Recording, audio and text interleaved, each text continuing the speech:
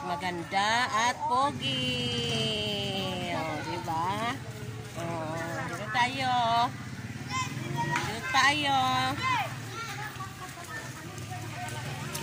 O, diba? Ang pupogi nyo.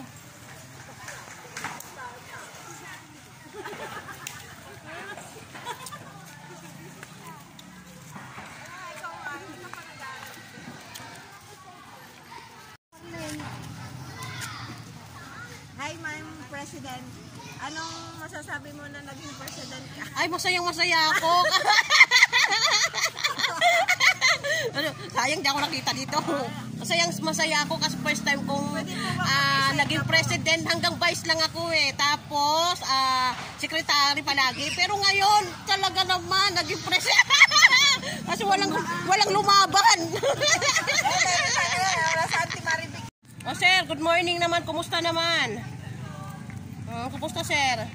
Anong grade na ba itong anak mo sir? Good morning. O, diba? Oh, ang cute naman yan. Anong oras na? Hindi ko po alam sir. Baka 8 pa. Parang wala na na. O, dadaan po sa room. Ay, doon.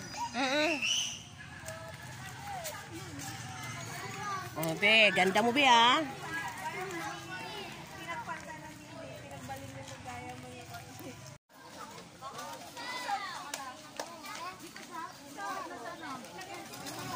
Huwag ka parang harap sa video ko. Ang dami mo nagkuha dito.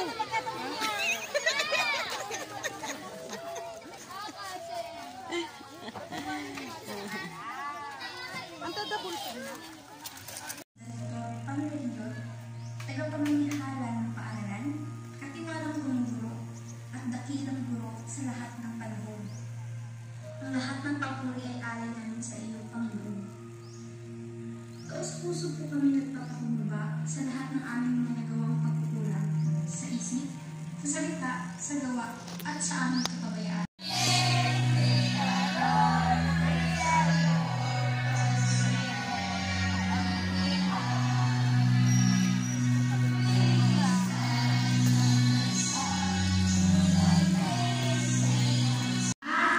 Alpabeto. Kaya tayo yumayaman dahil sa ating pambansa wika. Yan. Ang wikang Pilipino ay siyang ilaw nating lahat. Para tayo ay matupad natin, matuwid natin ang ating mga landas. Yan. Bakit kaya? Ang pambansang wika natin kasi ang nagpapabago sa atin dahil ito ay ginagamit natin upang tayo ay magkaisa, maunlad, nasampayanan dahil sa ating pambansang wika na araw sa ating lahat.